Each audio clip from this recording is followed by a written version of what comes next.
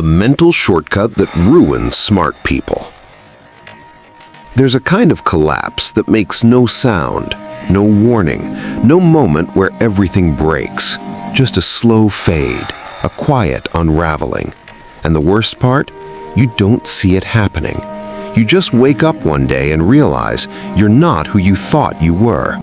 This is about that moment and how it starts long before you notice. Let's call him Daniel, 34, software architect, mid-sized tech company. Not impressive on paper, not struggling either, just competent. The kind of person who doesn't need to talk about how disciplined they are. You can just tell. Morning runs, no phone for the first hour, deep work before anyone else logs on.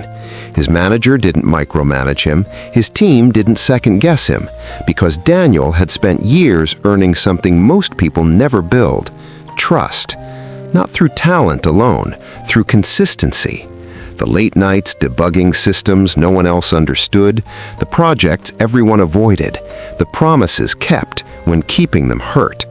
He wasn't chasing recognition, he was building a reputation. And it worked. People looked at Daniel and saw someone who had it together. Even Daniel believed it.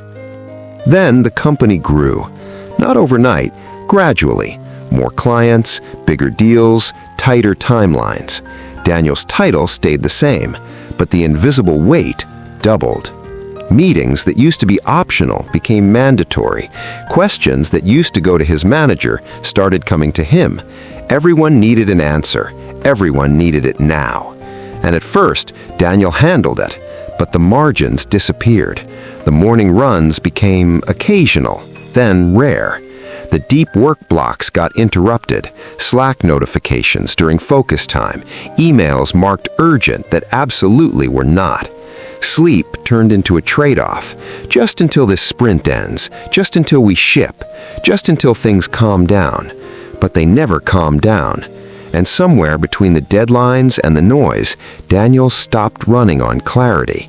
He started running on fumes, on muscle memory, on the belief that he'd always figured it out before, so he'll figure it out again. Thursday, 4 p.m. Daniel stared at his screen. A feature, due tomorrow, complex, the kind that needed focus, testing, edge case obsession. He'd written code like this 100 times, but today his brain felt thick, clouded. He read the same function once, twice, 3 times, nothing stuck. And then a thought, small, reasonable, almost helpful. What if I just simplify this? Not skip it, not break it, just reduce the scope. Strip out the error handling for now, skip a few tests, ship the main path, the one that works 90% of the time. Come back later and clean it up. No one would know, no one would care. It wasn't cutting corners, it was being pragmatic. So he did it, shipped it. The client was happy, the feature worked. Daniel moved on. And in that moment, something shifted. He learned a lesson he didn't mean to learn. Good enough is enough. 2 weeks later, another deadline, another small decision. He reused code from an old project. It didn't quite fit the new problem, but it was close. Close enough. No one noticed. A month after that, he skipped a code review. The team's swamped. It's fine, just this once. Then he started saying yes to things he used to say no to. Not because he wanted to, because saying no required an explanation, a boundary, energy he didn't have. Yes was faster. The shortcuts piled up, not recklessly, quietly, and Daniel kept justifying them. I'm being flexible. I'm adapting to reality. This is what it means to work at scale. But deep down, beneath the logic, something else was happening.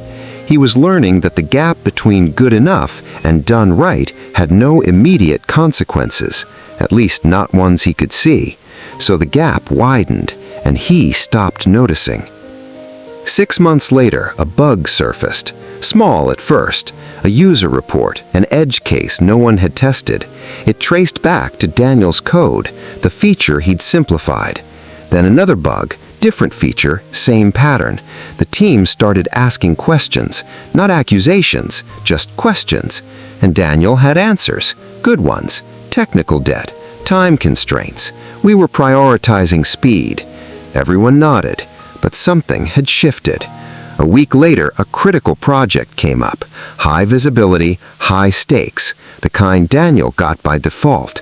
His manager assigned it to someone else, not with an explanation, just a choice. Daniel didn't ask why, because he already knew. People still respected him, but they didn't rely on him anymore. The trust he'd built over years had eroded in months. And the worst part? He'd lost something even more important. He'd lost trust in himself. Because now, every time he sat down to work, a question followed him. Is this actually good, or does it just feel good enough? And he didn't know anymore. So, what happened? There's a psychological concept called cognitive ease.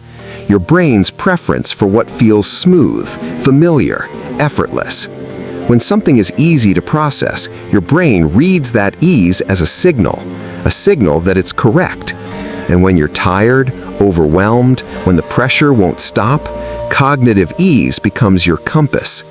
But here's the problem. You stop asking, is this right? You start asking, does this feel right? And intelligent people, well, they're better at falling into this trap because they're better at justifying it. You don't see yourself as lazy, you see yourself as efficient. You don't see yourself as compromising, you see yourself as adapting to reality. And because you've made good decisions before, because you have a track record, your brain trusts the feeling. But cognitive ease doesn't care about your long-term goals. It cares about one thing: reducing mental effort right now. So you start choosing comfort over correctness, familiarity over reflection. And because it feels like thinking, you don't realize you've stopped. You've outsourced your judgment to a sensation. Let me ask you something, and be honest. When was the last time you made a decision not because it was right, but because it was easier? A small decision, not life-changing, skipping something you used to prioritize, saying yes when you meant no, choosing the path of least resistance and calling it strategy. How many shortcuts are you taking right now? How many of them are you still defending? Because here's what nobody tells you. You won't notice when you start slipping. You'll notice when other people stop seeing you the same way, when the opportunities dry up, when you look in the mirror and realize the person staring back isn't the person you thought you were. That's not motivation. That's just, well, what happens.